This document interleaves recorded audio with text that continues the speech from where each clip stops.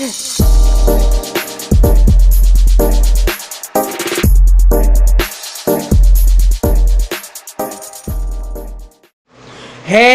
what's up everybody? This is your boy Kenny, and this is Pose Season 1, Episode 7, and the name of this episode is Pink Slip. Man, this was a really good episode, and yes, congratulations, because Pose has been approved for a second season. I am so happy. Next week is the season finale, but this episode was really good, and this episode we get a different glimpse into what it's like to be a part of a house. How there's inner quarrelings and people leaving one house to go to another one, and we literally seen this. We really seen two of the main houses unfold. One, the House of Evangelista, and the House of Abundance. And I'm gonna talk about them. I'm gonna try to group them. You know, both situations. You know, so I don't try to make this a long review. But yes, this episode was everything, you know, and it was very moving. So the first house I'm going to talk about is the House of Abundance. And we see, you know, early on, you know, later on within the episode, because I'm going to talk about House of Electra, you know, last, because a lot happened, you know, in Blanca's house. But now I'm going to talk about Electra and what's going on with the House of Abundance. Now, Electra, you know, it's been 2 months have passed since she's seen Mr. Ford.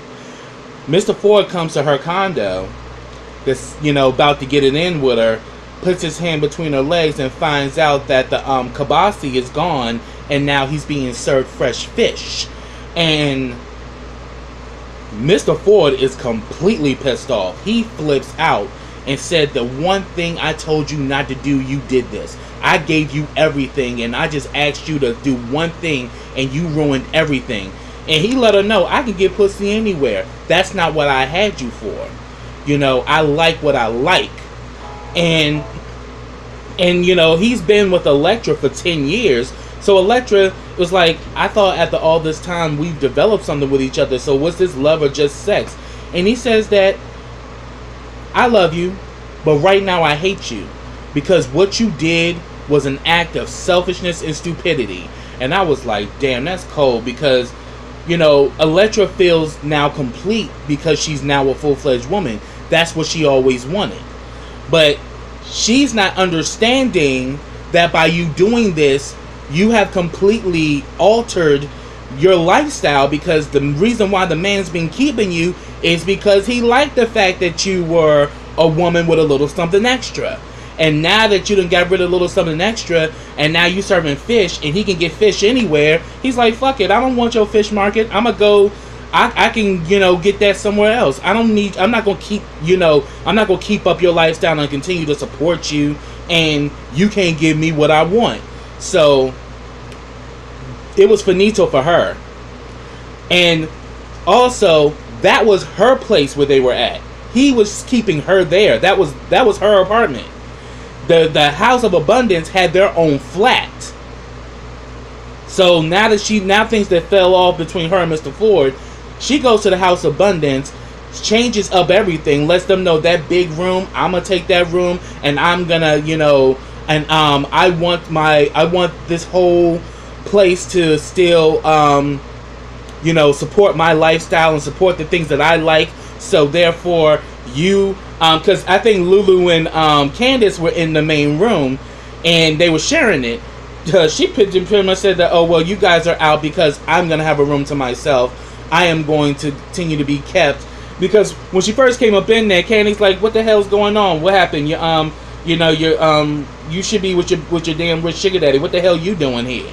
You know, and Electra just comes in there, and all this anger that she got from Mr. Ford, she takes out on them, tells them to shut the fuck up. You will accommodate me the way that I'm supposed to be accommodated because I'm your mother. I run this. I have always cared for all of you, and you bitches are gonna do what I say. And just literally came up in there and just gave them hell.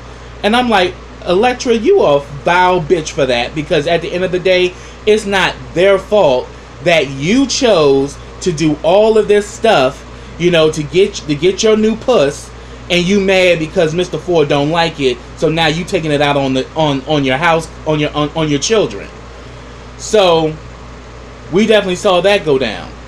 So she literally came up in there and cussed them out and took the room and told them that they gonna be sleeping on the floor. She don't give a shit because they should be grateful they have a roof over their heads and all of the shit. I'm like, Elektra, you foul as fuck for that shit. But then we see later on, she goes back to the condo that she had to try to get the rest of her things. Oh, the bellhop, you know, he stopped her and was like, oh no, Mr. Ford gave me instructions not to let you in. Everything in that apartment belongs to Mr. Ford. You are no longer welcome. She thought she was gonna get past him. He jacked her up and threw her to the wall. It's like, I don't like your kind, so don't make me mess up your pretty face.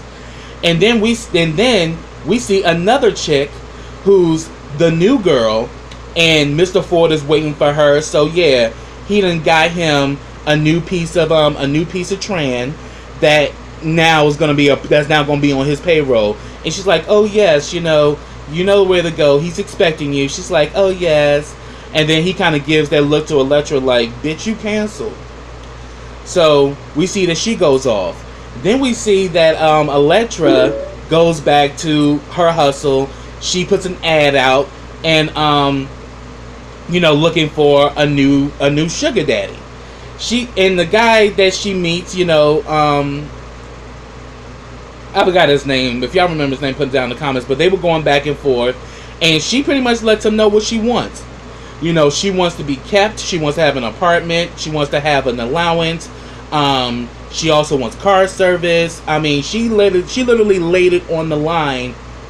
Everything that she was getting from Mr. Ford. And the guy was like, oh, I got that. That's no problem. Because, he's very wealthy, just like, Mr. Ford was. But then he makes demands of her. He says that, one, you must always look as beautiful as you are right now every time I see you. Oh, and that nail color, I like a darker color. Because she had like a light pink color, nail polish. He says, I like darker colors. And she's like, even in the summertime? But she's like, okay, I can work with that. But then he also says that that perfume you're wearing, keep it. That's the only scent I want you to have. So cancel everything else. But then he also says another thing is, during sex, I want you to urinate on me. I was like, water sports. But Elektra told him that I'm sorry, I can't do that. Because I'm a full-fledged woman. I don't have that. And the guy tells her, well, you should have put that in your ad, and got up and walked out. So it's like her hustle has completely unfolded, because now that you're a full-fledged woman, everything's different now. So now she's seeing that the one thing that she wanted, now her life is pretty much spiraling out of control, because she's no longer trans. She's now a full-fledged fish. And these men that were supporting her liked the meat. But now that she got rid of the meat for the fish, everybody's turning her down. So, and it's sad to see Elektra go through this. But then again, Elektra, at the end of the day, you knew that doing this was not going to be okay with Mr. Ford, because Mr. Ford let you know where he stood. But you so self-righteous and full of yourself and was smelling your own ass and doing all of these things to get this operation, and now you seeing that it's not only cost you, yeah, you got the operation, and now I'm happy that you gotten exactly what you wanted, because you've always wanted to be a full-fledged woman. But now the comforts and the the setup of that you had has been literally taken away from you. So now you're going to be reduced to doing things on your own. And that was something I'm saying, like, Elektra, you're not getting that if you do this, you're no longer going to have this extravagant lifestyle anymore, because the man is letting you know where he is. But she is so full of herself and so narcissistic that she thought she was going to work the new puss on him. And as soon as he felt it, he was like, access denied. It was through. So all of a sudden, she goes back to the flat that the House of Abundance lives in, And Candy, you know, literally let her have it and was like, we got a damn 2-month eviction notice. Like, what the hell is going on that we ain't paid the rent in 2 months? Oh, I know what the fuck you did, bitch. You fucking, you know, what you did is that you didn't pay the rent because you was saving that money to get that new pussy. And you even took the Christmas money that we helped you steal. And then the money that you was getting, that weekly allowance that you get from your daddy, you just been pocketing that and ain't paid the damn rent. And she's like, you know, I'm gonna fix this and everything's gonna be fine. You know, haven't I always cared for you? Oh, Miss Candy was not having this. She was like, bitch, you have screwed us over for the last time. You treat us like we're your subordinates and shit. But really, bitch, you just proving right now you ain't shit. You know, you got this new pussy, but what the fuck has it gotten you? You done literally fucked up everything because all you did was think about your fucking self. You literally used us all of these years. And, you know, now we ain't gonna probably have a place to live. So she's like, don't worry, I'm gonna work this out. And then all of a sudden the rest of them start chiming in. Oh, you mean to tell me you ain't got no money and all that shit?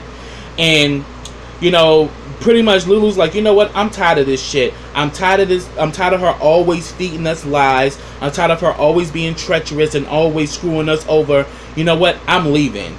And she's like, bitch, what the fuck you mean you leaving? Where are you gonna go? She's like, I'm gonna go start my own house. And she's like, darling, don't make me laugh. And she was like, and she's like, yeah, but I'm gonna make it happen because this shit ain't for me no more. I'm gonna go out and do my own thing, and I can do better off by myself. And the lecturer says that you will never be able to compete with me. And fucking Lulu was like, bring it, bitch. And they fucking walked out. And then we see that, you know, Lulu was serious about getting her own house because you remember she had that conversation with Blanca. She had said that to Blanca that she doesn't want to join another house. She wants to create her own house and, you know, leave her home mark on the, you know, leave her mark in the, you know, in the ballroom scene. So, her and Candy are talking and she's saying that, you know, I'm sick of Electra and her bullshit. And I'm tired of her always playing these games. Like, I'm serious about starting my own house. But Candy's like, well, what money, bitch? She said that, look at Blanca. Blanca ain't have barely 2 nickels to rub together. And look, she got a house. And they're building a name for themselves in the ballroom scene. I can do the same thing. But she says that, Candy, I want you to come with me. We can be co-mothers. We can be a team of mothers that run a house. And, you know, we could actually make a name for ourselves. Because we definitely saw a glimpse of this when Electra was in the hospital and Candy and Lulu walked that category and they got 10s across the board. You know, Pretil kind of threw it out there like, Electra, you better get out of this hospital bed because, you know, shit may go left. We kind of see that we kind of got a precursor there that, yeah, the two of them wanted power. And they wanted that notoriety. And now we see that the two of them have got together, and, you know, so what are we going to call the house? And you know, Candy was like, call it the House of Fabulosity. And she's like, that's too gay. And then Lulu's like, I got it. The House of Velocity. So that's what they call themselves, and they come to play later on. But now I'm going to break from that, and I'm going to talk about the House of Evangelista. Now, in the beginning of the episode, you know, Blanca is, you know, it's in the morning, you know, both, you know, Damon is heading off to school, Poppy's heading out, and Blanca's there. So, they both leave out, and next thing you know, Blanca hears a beeper go off. And, you know, she's like wondering what the hell is going on, you know, who the hell got a beeper? And then we later on see that Poppy comes back to look for his beeper. Blanca has it. They sit down and have a conversation. She asks him, are you dealing drugs? And he's like, no. It's like, are you using drugs? She's like, no, because she says, I was very firm on what I said about my rules. You bring any drug, if I find out you dealing any kind of drugs, you out of here. And he was like, well, why are you giving me the 3rd degree? Like, shoot, you don't do that to Angel when she out here selling her ass for money. And she was like, well, the thing is, you know, I can't tell her what to do with her body. And second, she's trans. it's only but little to limited, opportunities for girls like Angel and also myself. But this crap, this drug shit is killing our communities. And she also lets him know, and the thing about it, Blanca, you from the streets, so you already knew that Poppy was dealing. So I ain't gonna even play like, oh, she didn't know. She knew, but she wanted someone to come out and tell her. And she pretty much lets Poppy know, I was very serious about my rules. I don't want none of this in this house. And she tells him, if you get caught into some illegal shit, don't make me your one phone call. And we see that Poppy's face continue to change, and we saw a look of hurt and a look of like, I can't believe this shit. A real look that come on his face. But in all honesty, that is a quote that a mother would tell you, because my mother and my grandmother, because I was raised by my mother and my grandmother, they both told me that, oh, if you get caught into some bullshit, you better not call me. That's something that a real mother would tell you, because she don't want to see you becoming a victim of the system. She don't want to have to see you being put in a situation where your rights and your liberties have been taken away because you didn't want to actually do right in society. You got caught up in some shit. No mother wants to see their child in that situation. So I got it. But Poppy really felt some kind of way about that, and I'm going to get into that, because what ends up happening is that later on we see that damn Blanca is like literally holding like a damn session where she's talking to everybody in the house to get to the bottom of Poppy and whether Poppy is selling or dealing drugs. Both Damon and Ricky come in, and Angel's there. She just got finished talking to Angel, and like Angel's like, yo, she is up in here grilling the fuck out of us. Like, she's really trying to find out if Poppy's selling. And she says, like, I know that, we all know about him, but yo, I'm gonna hold him down. I'm not gonna put him out there like that. And they was all talking about it. So then she calls Damon. She talks to Damon. She can definitely tell Damon's lying. And I'm like, but she ain't gonna kick out her baby. But she's like, boy, if you lying to me, I swear. He's like, Mom, I'm not lying. Poppy's not dealing. Poppy's not doing drugs. Poppy's not doing anything. She's like, boy, get out of here and send Ricky in here. I was like, oh, poor Damon. Damon didn't stand a chance because she just knew that boy was lying. So then she brings Ricky in there. And let me tell you, Blanca worked the fuck out of Ricky. Because she really went after the fact, I gave you a place to stay when you were sleeping on a park bench. I've given you a shelter. I've given you food. I have been really good to you. But then Ricky's like, I'm not trying to be no snitch. And she was like, the street code don't apply in this house. I'm trying to keep everybody safe. I'm trying to make sure that we have a roof over our heads. And if we bring in bad elements in here, that is going to do nothing but break down and destroy our house. And I can't allow that to happen. And then from that, she knew Ricky's weakness, because Blanca comes from the streets too, so she knows how to use the gift of gab and knows how to mingle her way to get what she wants, because she worked the fuck out of Ricky, and Ricky confessed that Poppy's dealing drugs, so, and that he be selling by the pier. So she goes to confront Poppy. Her and Poppy go back and forth. And Poppy lets her know, like, shit, what the fuck you think I'm suspected to do? And besides, you ain't never complained when I was bringing groceries in the damn house. She says, well, I didn't know. She was like, well, I didn't know that this is what you were doing. I'm like, Blanca, you knew. Bitch, you ain't been off the streets that damn long to not know that this boy was dealing. Because the boy was always clean.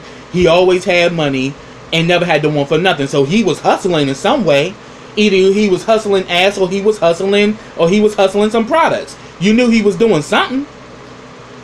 So he begins to let her know that, look, how the hell you think you're going to tell me how to live my life? Like, I've been on my own since I was 13. And here it is, who the hell going to give me a real job when I'm 20 with an 8th grade education? So we kind of see this young mentality come out of Poppy. And Poppy is like saying that, look, I've been doing this for years. This is all I know. You know, and she's saying, well, you need to get a regular job and all of that. You don't need to be doing this and all of that. And then they go back and forth, and he gets to the point where he says that, look, stop trying to act like you my mom, because you not. And I was like, ooh, that hurt. You could tell a hurt just came on Blanca's face. Blanca lets him know, I want you out by tomorrow morning.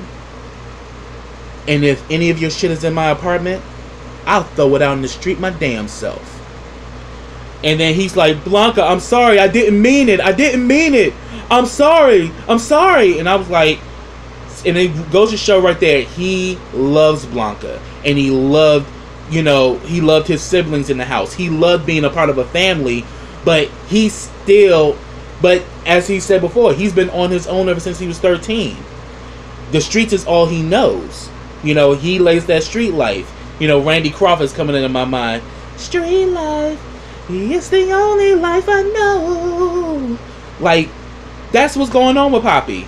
And we see that he goes the next day, he gets his stuff, and he fucking calls Ricky's ass out. He said that, I thought that we were brothers, and the fact that you come from the same place as me, I thought that you was gonna have my back. And this is what you do? And he was like, yeah. And didn't you also talk about me to Damon, saying that I was the hit it and quit it type? So Poppy was like, oh, so that's the reason why your punk ass did this shit? And he's like, call me a punk one more time. He says, do something, punk. And they start fighting, going back and forth, and Ricky's like, no, I ain't going down for nobody. This is my house. I finally have a family, and I'm not ruining it for your ass. And I'm like, ooh. But, so Poppy ends up leaving. And I'm going to finish talking about Poppy in a second. But then we see that the other siblings, Damon and Angel, they weren't for Ricky doing what the fuck he did. Because Ricky called himself trying to get, you know, trying to cuddle up with Damon. Damon pushed his ass. He's like, look, you're not talking to me. At least talk to me. Like, what's going on? I know you upset, but at least say something. And Damon was like, I'm not angry with you. I'm angry at the situation because Poppy is my friend. Poppy's my friend. Because we can see that whole situation, he hugged Angel and he hugged Damon and fought Ricky. So we lets it be known right there that, yeah, Poppy still got love for Angel and Damon. So Damon is hurt, like, you know, Poppy was my friend. So I'm not okay with the fact that Poppy's no longer here. And then Ricky's like, I'm sorry. And then damn, Angel came in there and she cussed Ricky out. She was like, what the fuck do you think you was doing by doing that shit with your punk ass? And she just goes in and was like, what happened to street code, huh? He came from the same situation as you, and you would just throw him out like that? You and Blanca are ruining this house. You know, and he was like, look, I'm sorry. I just don't want to I don't want to go back to the pier. I don't want to go back to that. And she pretty much, and like Angel said, you let her work your ass. Because that's exactly what Blanca did. She worked the fuck out of you and you caved. And so now he feels bad because he's like, look, I didn't want to do this. You know, she started questioning me, and I don't want a lot of Blanca. Blanca's been good to me. But she was like, but it's you and Blanca that's ruining everything for everybody. You know, he was our family, and you threw him in the bus to save yourself. You piece of shit. So that damn Angel was not having it for Ricky, and I was here for it because Ricky, you did let Blanca work you. You didn't have to cave as quickly as you did, because as soon as she kind of played that whole thing about you sleeping on one of the benches at the pier, you immediately just caved, and you gave her exactly what she wanted. Alright, so we see that going on. Now I'm going to talk about, next, and the thing is, Blanca overheard the whole conversation. She heard the whole back and forth between Angel, and Ricky. So next we see she goes to talk to Miss St. Clair, you know, Damon's dance instructor. And you know, she was saying that, you know, I really need like some advice. You know, did I do the right thing by putting Poppy out or whatever? And St. Clair was like, well, you know, I'm not a mother, but she says, yeah, but you have your students, and your students look up to you. So that is like a mother quality. You know, you have people that look up to you. That's like a motherly, you know, quality that they look to you for guidance. And she's like, I'm trying to get guidance myself. Like, you know, because she says that I love my mother, but, you know, I didn't have a great relationship with my mother. And because of that, I still am learning what it means to be a mom. But what she told her was real. She was like, look, what you did was an act of compassion and an act of courage, because if I was in your situation, I would have done the same thing. Drugs can bring down a house, it can bring down a family, and it can destroy lives. So I understood why you did what you did. You did the right thing. You know, there is no playbook of how it is to be a parent, but I'm letting you know you did what was best. But then again, also, we also have the ability to understand that, you know, being mothers, you know, and being a mother, you had to have unconditional love for your child. But I understand you did what you had to do because you're protecting your home, you're protecting everybody else's life. But yeah, she said that, yeah, you're doing what you're supposed to do, and the thing is, you just may have to go back and work some things out.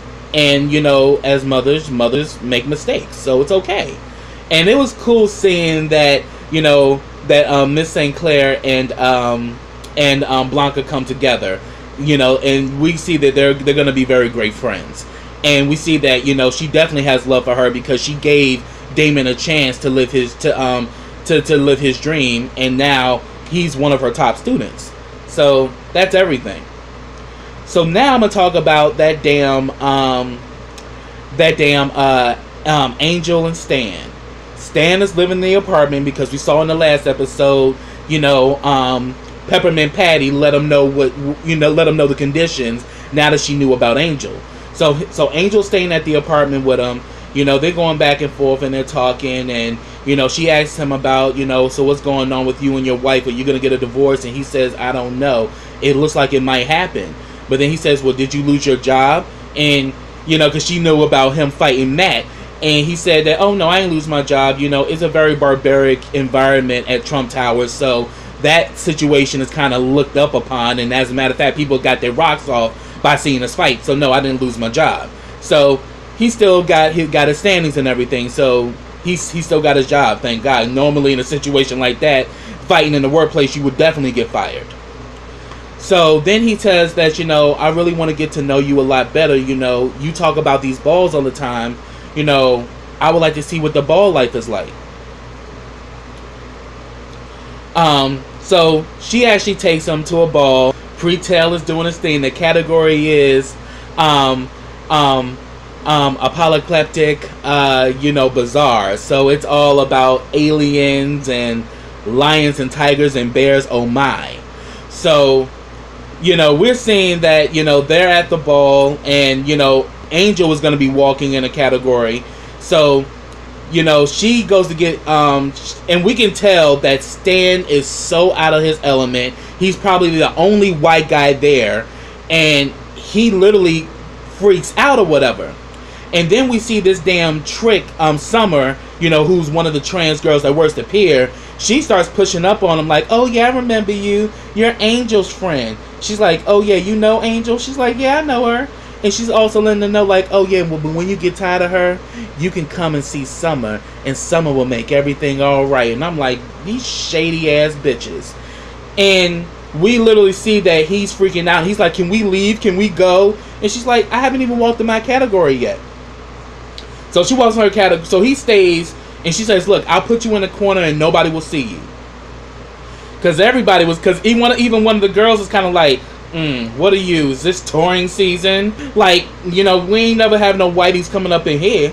So then we see that afterwards, you know, what's her face? Angel won in her category. Her and Stan have a conversation, and Stan was like, I actually realized that what made us work was us being in this bubble. That nobody knew about me, nobody knew about you, and we just had this little thing between us. And I think that's what drew us together. He says that I do love you, but I'm not gonna give up, you know, my life of fitting in to be deduced to this. And Angel pretty much said that what the hell you thought it was gonna be? You thought it was gonna be, you know, roses and sunshine? You know, this is the real. And he's like, yeah, but I don't think I could go this far. I don't think I could actually live this way. You know, I like what I have and I want to fit into the American life. And immediately I thought about Christian Bale's character in American Psycho, where he was doing everything to fit in and was surrounded by nothing but fake people, and it drives him mad to the point where he, you know, he becomes a serial killer. But in all honesty, he really didn't kill anybody, but in his mind he slaughtered all of them because they couldn't be their authentic self. And that's what he likes about Angel, that Angel can be herself without any apologies, where he, on the other hand, he's not as strong as she is. He's not as open as she is. He's all about playing the game to win. And that's exactly what we got with Stan. So, next I'm going to talk about, you know, after Blanca has this conversation with Miss St. Clair, she runs into Poppy. And, you know, Poppy had been through some shit since then, because Poppy links up with his, like, I think he's kind of like a brother figure, but it's the same guy that was looking after Damon when Damon was sleeping on the pier. Same dude. And the dude's a hustler. He's a dealer. And, you know, Poppy works under him. And he pretty much said that, look, I promised your mom I'll take care of you. So I'm thinking he's like a close family friend, but he's been looking after Poppy all these years, and Poppy's been hustling for him. And the thing is, Poppy's only been dealing weed, but now he's being introduced to cocaine. You know, the crack epidemic, the one that really took America by storm and destroyed a lot of lives and families. So now he's putting them on the cocaine and saying that I want you to go to Harlem to deal, because I got somebody else already doing the pier. And that's normally where he worked at. So he's used to the pier because everybody around there know him. He's like, look, I'm used to doing the pier, you know, I don't know about being in the hood. He's like, oh no, don't get soft on me now, motherfucker. You in this. So we see that he up in Harlem about to make a drop, and all of a sudden the police show up. He runs and the police catch him, and I'm like, oh shit, they're gonna throw the book at his ass, because, you know, due to the fact that you're a Poppy baby and you got drugs, you know, you're considered a minority, and they're gonna throw the book at your ass. But he was smart, because he got rid of the stash. And, you know, once they let him out, they told him that next time, don't resist when the police come to you. Now get the fuck out of here. And then he gets in the car with old boy, and old boy lets him know, like, look, you need to lay low for a while, because now that you done gotten attention to the police, they're probably going to be watching your ass now. And the fact that you ran, yeah, that's going to make this, you pretty much made the police suspicious, so you need to lay low for a while. So then we see later on, he runs into Blanca. Blanca says that, look, I'm sorry I put you out. You know, we should have actually had a discussion about this, but I was just adamant about my rules, about not having no drugs in my house. But she says that I do care about you, Poppy, and I really want to work this out. I want you to come home. But then he lets her know that, look, I stopped dealing drugs, and she was happy to hear that. And she says that, look, you come home and we're gonna give you a big dinner. We're gonna celebrate you. We're gonna give you a homecoming like ever before. But then he drops this on her. He said that, but the one thing that I cannot get out of my head was when you said, if you get caught up in something illegal, don't make me your one phone call. That is still in my mind. And I'm like, Poppy, don't do nothing bad. What the fuck, man? Because I love me some Poppy. But now I realize Poppy is still very young-minded. He got an 8th grade education and he's 20 years old. He's still a child. So when she said that to him, that hurt him. And he pretty much told her, like, well, you know, just come back home. And he says, I got another home. And come to find out, this motherfucking enjoying the house of veracity with them damn bitches, Lulu and damn Candy. And Candy and Lulu was shading the fuck out of Blanca, was talking cash shit. And they ain't gonna do nothing but use his ass. He's like, oh yes, he's gonna get us our drinks, get our takeout, you know, clean the house. Like, he's gonna be our child, and we're gonna take you down, bitch. And, like, And like Blanca's like, man, why the fuck are y'all even acting like this? Like, we kind of grew up in the same house together and shit. And Lulu, me and you was cool. And Lulu's like, bitch, I don't owe you nothing. I'm like, see, y'all bitches gonna fucking fall before y'all start, because y'all already on some y'all really on some cocky, arrogant shit. Both of y'all smelling your asses, and neither one of you know what the fuck you're doing. Y'all just want to be bossy and run shit because that's all you got from being around Elektra's ass. So we see all that go down, and Blanca says, I'm gonna let you know something. No matter through hell or high water, I'm gonna get Poppy back. And I'm like, that's right, baby. You get back your child, because she really does care about Poppy. And she knows damn well that them two bitches don't, and they just gonna be using his ass. But Poppy is hurt because she said that to him. And I'm like, it's because he never knew what it was. I mean, he had a mother, but his mother died when he became a teenager, I think. She passed away. So she wasn't there for him in those young adolescent years. So he doesn't understand when a mother says, don't call me if you get locked up. No mother wants to see their child in the system. So the fact that she told you that showed that she loved you, but because you not understanding, you know, the role of a mom and how a mom thinks, you took it like she didn't give a fuck about you. And that totally wasn't the case. So I'm like, Blanca, you kind of, due to the fact that you put him out and due to the fact you said that to him, and due to the fact that Poppy's in that state of mind, he took it and he ran with it. And Poppy's used to being on his own, so he's like, fuck it, whatever. But I have it on good authority, she gonna get Poppy back, because once Poppy get a win of how Lulu and Candy really are and how they really see him, I think he's gonna come back to the house of Evangelista. So then we see that both, and then like after, and then, okay, so now I'm gonna talk about Elektra and Angel, because both of them have been reduced back to Skid Row.